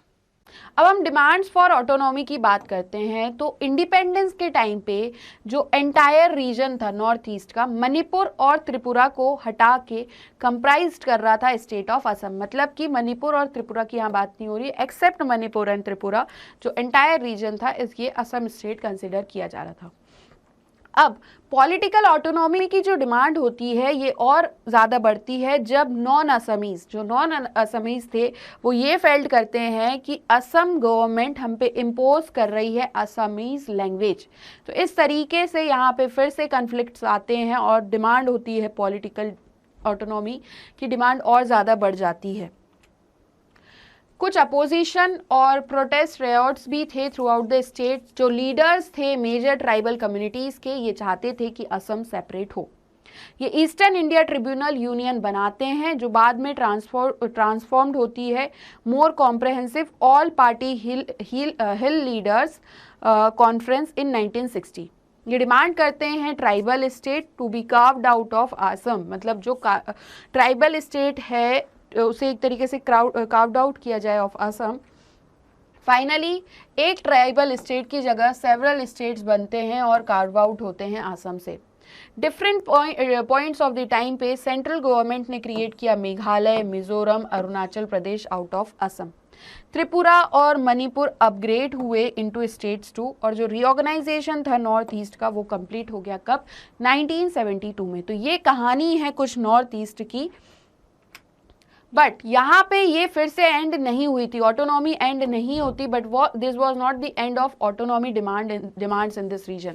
असम में जो कम्युनिटीज़ हैं जैसे कि बोडोज हैं, कार्बीज हैं, दिमासाज हैं, ये भी सेपरेट स्टेट चाहते हैं। ये वर्क करते हैं इस डिमांड की बाय मोबिलाइजिंग पब्लिक ओपिनियन को मोबिलाइज करते हैं और पॉपुलर मूवमेंट भी करते हैं इंसर्जेंसी के थ्रू, और ये सभी चाह रहे हैं कि सेपरेट स्टेट हो। ऑफन सेम एरिया यहाँ पे क्या करता है, क्लेम करता है by more than one community. It was not possible to go on making smaller and yet smaller state, और ये पॉसिबल नहीं है कि स्मॉलर स्टेट्स बना दिए जाए। देयरफॉर कुछ अदर प्रोविजंस हैं फेडरल सेटअप के, ये यूज़ किए गए ताकि जो ऑटोनॉमी डिमांड है वो एक तरीके से सेटिस्फाई कर सकें वाइल रिमेनिंग इन असम। कार्बीज और डिमासाज ने इन्हें ग्रांट की गई autonomy under district councils, while Bodos को रिसेंटली ऑटोनोमस काउंसिल ग्रांट की गई है। सेशनिस्ट मूवमेंट्स की अगर हम बात करें तो जो डिमांड है ऑटोनॉमी की वो बहुत ज़्यादा ईजियर है to respond to for these involve using the various provisions in the constitution for accommodation of diversities.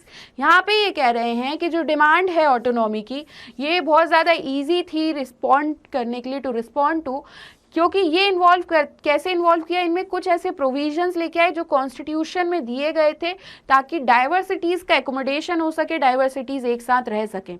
बहुत ज़्यादा डिफ़िकल्ट था जब कुछ ग्रुप्स डिमांड करते हैं क्या, separate country, not in momentary anger, मतलब कि जो मोमेंट्स हैं वो एंगर गुस्से में ही नहीं बट कंसिस्टेंटली प्रिंसिपल्ड पोजीशन के साथ ये चाह रहे थे सारी चीज़ें।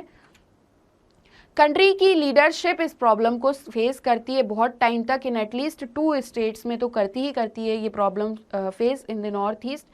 कंपैरिजन जो था इन 2 केसेस का ये हमें ऑफर करता है a lesson in democratic politics.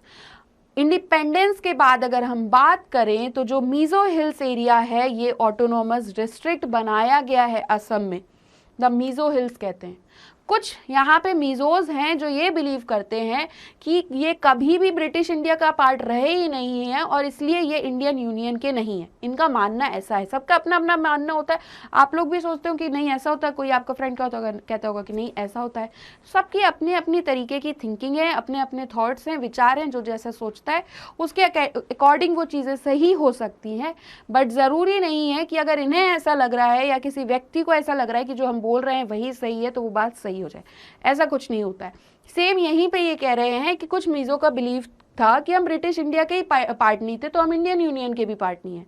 But यहाँ पे जो मूवमेंट था फॉर सेसेशन ये पॉपुलर सपोर्ट इसे मिलता है असम गवर्नमेंट से आफ्टर मतलब जो पॉपुलर सपोर्ट था after the Assam government fail to respond adequately to the great famine of 1959 in Mizo hills. ऐसे समझो, बट जो मूवमेंट था ये पॉपुलर सपोर्ट इसे मिलता है आफ्टर दी असम गवर्नमेंट। जब असम गवर्नमेंट फेल हो जाती है एडिक्वेटली रिस्पॉन्ड करने के लिए, जो कि एक ग्रेट फेमाइन पे ने कहा गया कि आप रिस्पॉन्ड करें 1959 में इन मिजो हिल्स।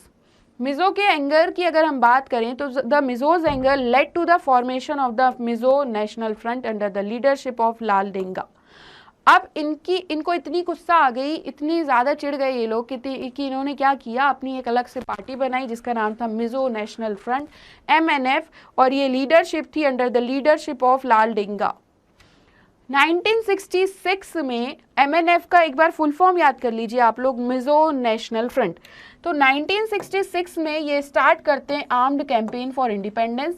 2 डिकेड तक की अगर हम बात करें, started a 2 decade long battle between Mizo insurgents and the Indian Army. The MNF fought a guerrilla war। ये गुर्रेला वॉर से ही लड़ते हैं एक्चुअल में, ऐसे समझ सकते हो। इन्हें सपोर्ट मिलता है पाकिस्तान गवर्नमेंट का और शेल्टर सिक्योर्ड करते हैं ये ईस्ट पाकिस्तान में। एक पॉइंट पे आके एयर फोर्स भी यूज़ की जाती है, ठीक है। और ये जो मेजर्स थे ये और ज़्यादा एंगर और एलियनेशन लेके आते हैं लोगों के बीच में।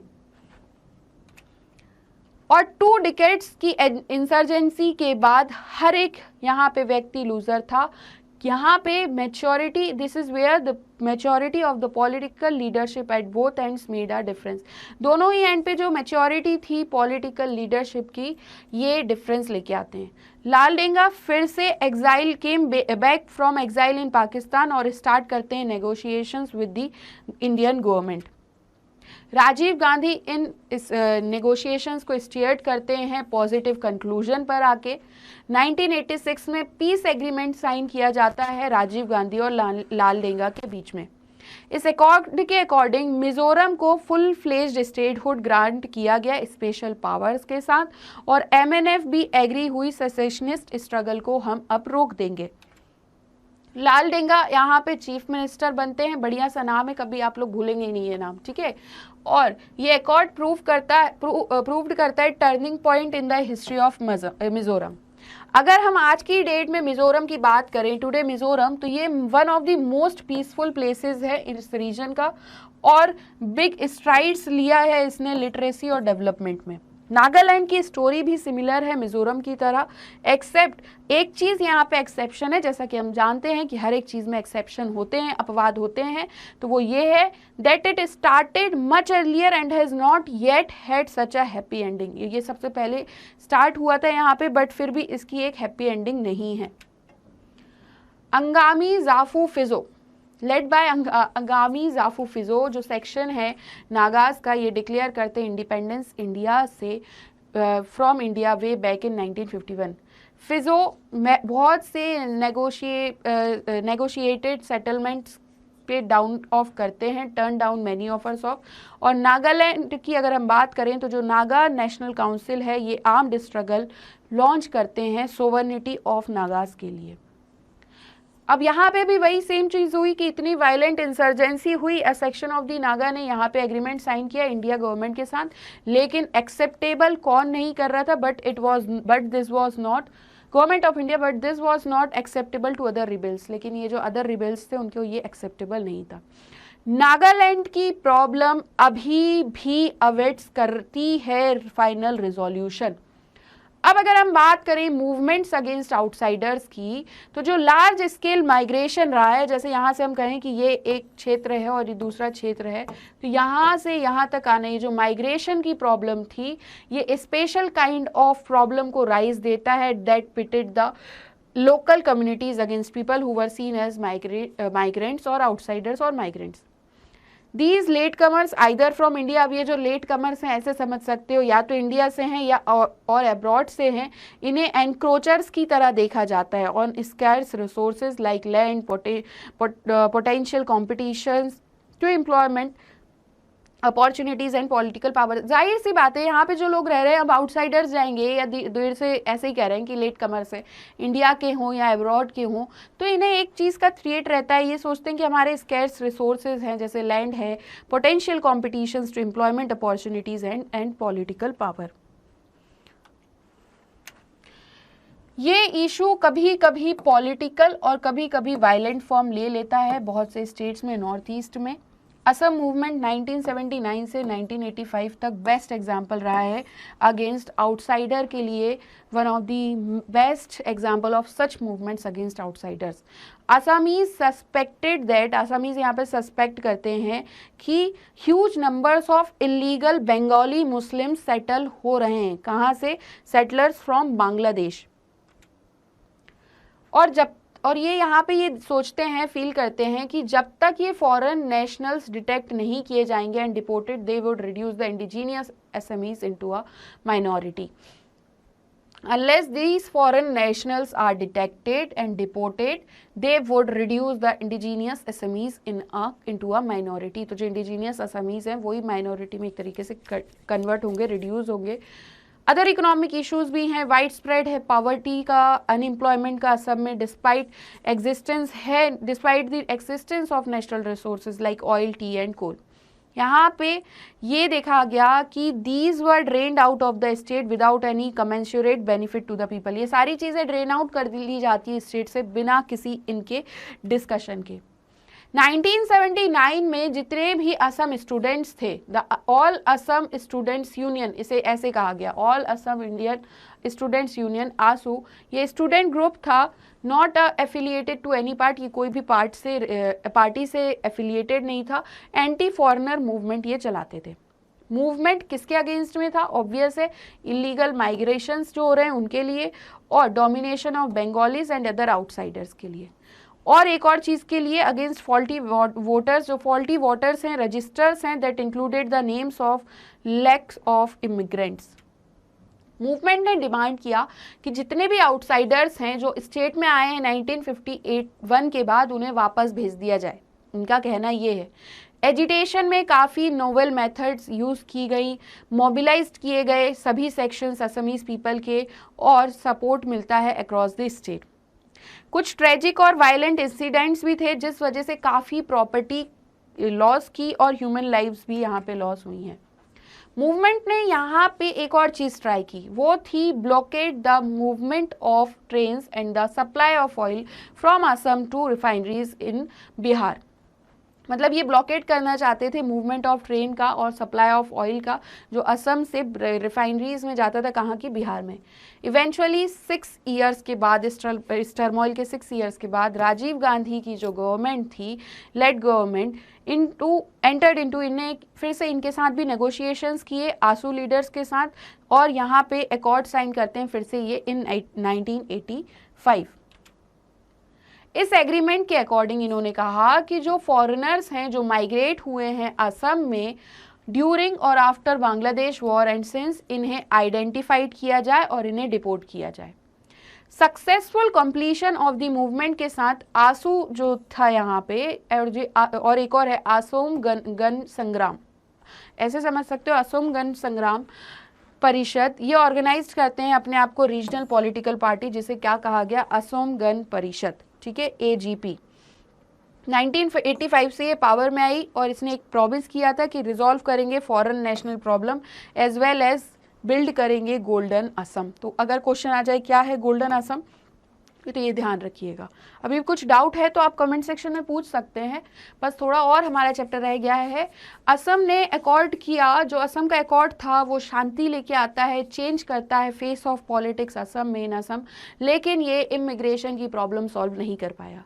जो इशू था आउटसाइडर्स का, ये कंटिन्यू है in the politics of Assam और many other places in the north east. Particularly ये प्रॉब्लम एक्यूट है। फॉर एग्जाम्पल देखो, एग्जाम्पल ऐसे समझो, अगर त्रिपुरा को हम देखें तो Tripura as the original inhabitants, इसको भी रिड्यूस्ड यहाँ पे देखा गया रिडक्शन इसमें, to being a minority in their own land. ये अपनी ही लैंड पर, अपनी ही भूमि पर माइनॉरिटीज में है। सेम फीलिंग्स जो इन्फॉर्म करती है hostility of the local population to Chakma refugees, जो हॉस्टिलिटीज है लोकल पॉपुलेशन की to Chakma refugees in Mizoram and Arunachal Pradesh. तो ये पूरे नॉर्थ ईस्ट में लगभग आपको सेम चीज़ ही देखने को मिलेगी पूरे स्टेट्स की अगर हम बात करें। अब एकोमोडेशन एंड नेशनल इंटीग्रेशन की हम बात करें तो ये केसेस हमें ये बताते हैं कि आफ्टर 6 डिकेड्स ऑफ इंडिपेंडेंस कुछ इश्यूज हैं नेशनल इंटीग्रेशन के जो फुल्ली रिजॉल्व नहीं हुए, आर नॉट फुल्ली रिजॉल्व। हमने देखा कि रीजनल एस्पायरेशंस जो रेंजिंग कर रही हैं डिमांड्स ऑफ स्टेटहुड और economic development to autonomy and separation keep coming up, ये सारी चीज़ें आती रहती हैं। 1980 के पीरियड से अगर हम बात करें तो ये टेंशन्स जो हैं और टेस्ट करती हैं डेमोक्रेटिक पॉलिटिक्स की कैपेसिटी को, ताकि ये अकोमोडेट कर सकें। फिर लास्ट में वही बात कही गई कि demands of diverse sections of the society, what lessons can we draw from these examples. ये क्वेश्चन है एक तरीके से, क्या लेसन्स हम ड्रॉ कर सकते हैं। तो first and the most elementary lesson ये है कि regional aspirations are very much a part of the democratic politics. Democratic politics में जो क्षेत्र की आकांक्षाएं हैं वो सबसे ज़्यादा इंपॉर्टेंट है। जो रीजनल इश्यूज के एक्सप्रेशंस हैं ये एब्रेशन नहीं है या फिर एबनॉर्मल फिनोमेनन नहीं है, ठीक है। स्मॉलर कंट्रीज की अगर हम बात करें, यूके की बात करें, यहाँ पे भी रीजनल एस्पायरेशंस हैं, जैसे कि Scotland, Wales and Northern Ireland में। स्पेन की अगर हम बात करें तो स्पेन भी फेस करता है ये movement from the Basques and so does Sri Lanka from the Tamils. जैसा कि मैं आपको बता रही हूँ सभी जगह ये चीज़ मिलेगी, आप अपने घर में ही देख लीजिए ना, या फिर आप अपने कैंपस में, कॉलोनी में, कहीं पे भी देख लीजिए, कुछ ना कुछ लड़ाई झगड़े होते ही होते हैं। तो ऑब्वियस सी बात है, ये सारी चीज़ें आप वर्ल्ड लेवल तक समझ लो कि अगर इनके घर में भी कोई आ गया तो आपको दिक्कत होगी, ठीक है ना। जैसे कि आपका घर है, आप नहीं चाह रहे हैं कि कोई हमारे घर में आए, कोई भी एक पर्टिकुलर पर्सन को, वो आ जाएगा तो आप क्या करेंगे, नाराज होंगे। अब अगर हम ये ब्रॉड लेवल पे समझें तो जैसे हमने असम देखा, पंजाब देखा, जम्मू कश्मीर की हम बात कर रहे हैं, तो प्रॉब्लम इन्हें सेम इसी तरीके की है, ठीक है। तो इसलिए आंसर काफ़ी ईजी होता है लिखना। लार्ज और डाइवर्स डेमोक्रेसी अगर लाइक इंडिया की अगर हम बात करें तो ये रेगुलर बेसिस पे डील करता है रीजनल एस्पायरेशंस से। नेशन बिल्डिंग ऑनगोइंग प्रोसेस है। सेकंड लेसन जो हमें इससे मिलता है वो ये है कि जो बेस्ट वे है रीजनल एस्पायरेशंस को रिस्पॉन्ड करने का वो है डेमोक्रेटिक नेगोशिएशंस के थ्रू, ना कि सप्रेशन के थ्रू। अगर कोई मूवमेंट कर रहा है तो उन्हें रोके ना, उस चीज़ का सॉल्यूशन देखें और सॉल्यूशन लेके आए प्रैक्टिस में। 8 मिलिटेंसी की अगर हम सिचुएशन को, 80s मिलिटेंसी की सिचुएशन को अगर हम देखें जो पंजाब में इरप्ट हुई, जो प्रॉब्लम्स थी वो परसिस्टिंग थी in the north east. Students in Assam were agitating, Kashmir valley was on the boil.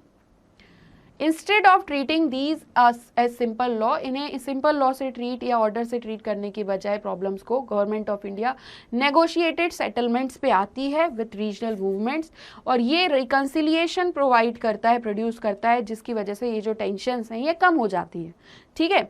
Mizoram के एग्जाम्पल की अगर हम बात करें तो ये हमें बताता है कि कैसे पॉलिटिकल सेटलमेंट रिजॉल्व कर सकती हैं problem of separatism effectively. Third lesson की अगर हम बात करें तो ये है सिग्निफिकेंस ऑफ शेयरिंग को लेके। It is not sufficient to have a formal democratic structure, ये सफिशिएंट नहीं है कि आपका जो स्ट्रक्चर है वो फॉर्मल डेमोक्रेटिक है। इसके अलावा ग्रुप्स और पार्टीज जो रीजन से हैं इन्हें भी शेयर ऑफ पावर देना होगा, इनको देना चाहिए share of power at the state level पर भी, ठीक है। सिमिलरली ये सफिशिएंट नहीं है सिर्फ ये कहना कि जो स्टेट्स या फिर रीजन्स हैं उनकी ऑटोनॉमी हो इनके मैटर्स में। Region together form the nation, जितने भी रीजन होंगे वो ही नेशन को बनाएंगे, ठीक है। सो रीजन्स का शेयर होना चाहिए डिसाइड करने में डेस्टिनी ऑफ द नेशन। अगर रीजन्स को शेयर नहीं दिया गया नेशनल लेवल डिसीजन मेकिंग में तो फिर से इन्हें फीलिंग आएगी इनजस्टिस और एलियनेशन की, और जो कि स्प्रेड हो सकती है, इट कैन एक्सप्रेड। तो the feeling of injustice and alienation can spread. Fourth lesson क्या है? फोर्थ लेसन है कि रीजनल इम्बैलेंस इकोनॉमिक डेवलपमेंट में कंट्रीब्यूट करता है feeling of regional discrimination. Regional imbalance एक फैक्ट है इंडियाज डेवलपमेंट एक्सपीरियंस का। नेचुरली बैकवर्ड स्टेट्स या बैकवर्ड रीजन्स की हम बात करें कुछ स्टेट में तो वो ये फील करते हैं कि हम बैकवर्डनेस में हैं, इसको कोई ध्यान दे, प्रायोरिटी बेसिस पे रहे, प्राथमिकता पर रहे, प्राथमिकता आधार पर रहे, और इसी के साथ जो पॉलिसीज़ हो इंडियन गवर्नमेंट की इस इम्बैलेंस को क्या करें, कॉज कर रही हैं, कॉज्ड दिस इम्बैलेंस। अगर कुछ स्टेट्स पुअर हैं भी और अदर्स डेवलप हो रहे हैं रिपीटेडली तो ये रीजनल इम्बैलेंसेस के कारण है और इंटर रीजनल माइग्रेशंस के कारण है। फाइनली ये सभी केसेस, अभी नॉर्थ ईस्ट वाला किस्सा हमारा खत्म हो गया है, फाइनली ये जो केसेस हैं ये हमको अप्रिशिएट करते हैं farsightedness of the makers of our constitution in dealing with the questions of diversity को लेके। हम देखते हैं हर एक चीज़ का सॉल्यूशन लॉन्ग टर्म के लिए यहाँ पे हमें हमेशा के लिए मिलेगा, तो ये अप्रिशिएट करते हैं केसेस। द फारसाइटेडनेस, कितनी फारसाइटेडनेस रखी होगी कॉन्स्टिट्यूशन के मेकर्स ने कि जब भी क्वेश्चन आए डाइवर्सिटी पे तो उसका सॉल्यूशन ऐसे निकाल लेना। इस वजह से इतना इंपॉर्टेंट है कॉन्स्टिट्यूशन। फेडरल सिस्टम इंडिया ने जो अडॉप्ट किया वो फ्लेक्सिबल अरेंजमेंट के साथ अडॉप्ट किया। बहुत से स्टेट के पास इक्वल पावर्स हैं, यहाँ पे स्पेशल प्रोविजंस भी हैं for some states like Jammu and Kashmir and the states in the north east. Sixth schedule की अगर हम बात करें ऑफ द कॉन्स्टिट्यूशन, ये अलाउ करता है डिफरेंट ट्राइब्स को complete autonomy of preserving their practices and customary laws. ये प्रोविजंस प्रूव करते हैं crucial in resolving some very complex political problems in the north east. अब इंडिया को क्या अलग बनाता है other countries say that face अब इंडिया में भी सिमिलर चैलेंजेस हैं जो अदर कंट्रीज में, मतलब दोनों के पास सेम चैलेंजेस हैं। तो वो ये है कि जो कॉन्स्टिट्यूशनल फ्रेमवर्क है इंडिया में वो बहुत ज़्यादा फ्लेक्सिबल है और एकोमोडेटिव है। देयरफॉर रीजनल एस्पायरेशंस एनकरेज्ड इस बेसिस पे ना करें कि सेपरेटिज्म हो जाए। 10 जो पॉलिटिक्स है इंडिया में वो सक्सीड हुई है रीजनलिज्म को एक्सेप्ट करने के लिए as part and parcel of democratic politics. इसका इंटीग्रेशन की अगर हम बात करें, कश्मीर इश्यूज पर हम आए हैं, द कश्मीर इश्यूज, तो इसके इंटीग्रेशन के बाद with the union of India Kashmir remained हुआ है as one of the burning issues in post independence India. Problem और ज़्यादा कॉम्प्लिकेटेड हुई जब ये अकॉर्ड बना as a special stated in the constitution through article 370 and article 35A form the former giving its special power like having its separate constitution. जैसे कि अब अगर हम 370 की बात करें तो ये स्पेशल पावर्स दे रहा है, जैसे अपना खुद का कॉन्स्टिट्यूशन हो, कॉन्स्टिट्यूएंट असेंबली हो, फ्लैग हो, और जो न्यू नॉमेनक्लेचर है for chief minister as prime minister and governor as सदर ए रियासत, और जो नॉन एनफोर्समेंट है most of the union laws in the state. While दूसरे की अगर हम 35A की बात करें तो ये इम्पार्ट करता है special citizenship rights prohibiting the non Kashmiris from buying property in the Kashmir. तो ये सारे आर्टिकल्स थे, अब तो जैसे कि हटा दिया गया है 370, तो 370 के अकॉर्डिंग कुछ ये प्रोविजंस थे, और 35A के अकॉर्डिंग प्रॉपर्टी वाली बात है कि नॉन कश्मीरीज प्रॉपर्टी बाय नहीं कर पाएंगे इन द स्टेट।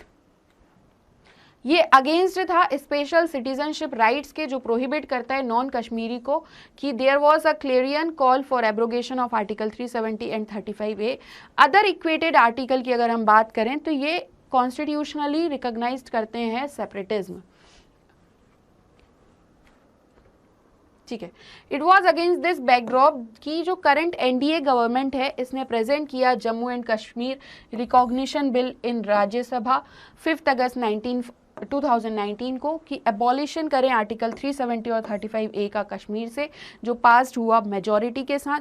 ये बिल पास्ड हुआ लोकसभा में 6 अगस्त 2019 में, ये ध्यान रखना डेट, और प्रेसिडेंट असेंट के बाद 9 अगस्त 2019 में सेक्शन 370 35A रिपील्ड हुए। तो अभी जो कहा था कि 5 अगस्त 2019 वाली डेट थी वो याद रखनी है, क्योंकि उस दिन ये रिजोल्यूशन आया था, एक तरीके से रिकॉग्निशन बिल आया था। फिर लोकसभा में 6 अगस्त 2019 में पास हुआ, और प्रेसिडेंट असेंट के बाद आर्टिकल 370 और 35A हटा दिया गया, और जम्मू और कश्मीर को डिवाइड किया गया 2 यूनियन टेरिटरीज में of Ladakh and Jammu and Kashmir. ठीक है, क्लियर हुआ। तो कुछ इस तरीके का कश्मीर इशू था, और इस तरीके से यहाँ पे एबॉलिशन हुआ सारी चीज़ों का, और एक तरीके से ये हम रीजनल एस्पायरेशंस में हमने सारी चीज़ें देखी। तो मेन हम डाइवर्सिटी की ही बात कर रहे हैं कि डाइवर्सिटी को अकोमोडेट करके रखना है। तो आप सभी लोगों को बहुत बहुत बधाई हो कि आप लोग का ये चैप्टर कंप्लीट हो गया है, और आई होप मैंने जो भी पढ़ा है आपको बहुत अच्छे से समझ आया होगा। अभी भी कुछ प्रॉब्लम है, कुछ डाउट हैं, तो आप लोग बिल्कुल कमेंट सेक्शन में पूछ लीजिए। देखिए, चैप्टर का 1 शॉट रिवीजन है, अब आप लोग का एक फ्रेमवर्क बन चुका है कि हमें क्वेश्चन कैसे आएंगे और आंसर कैसे लिखना है। ठीक है, इससे पहले के सारे चैप्टर्स भी कंप्लीट हैं, आज का ये चैप्टर भी कंप्लीट हो गया है, और इससे ज़्यादा वीडियोज़ अगर बच्चों आप देखना चाहते हो तो आप हमारी वेबसाइट पर भी विजिट कर सकते हो। और अगर आज का सेशन आपको बहुत बेहतरीन लगा है तो प्लीज़ आप हमारे चैनल स्टेप अप एकेडमी को लाइक, शेयर एंड सब्सक्राइब करना बिल्कुल भी ना भूलें। थैंक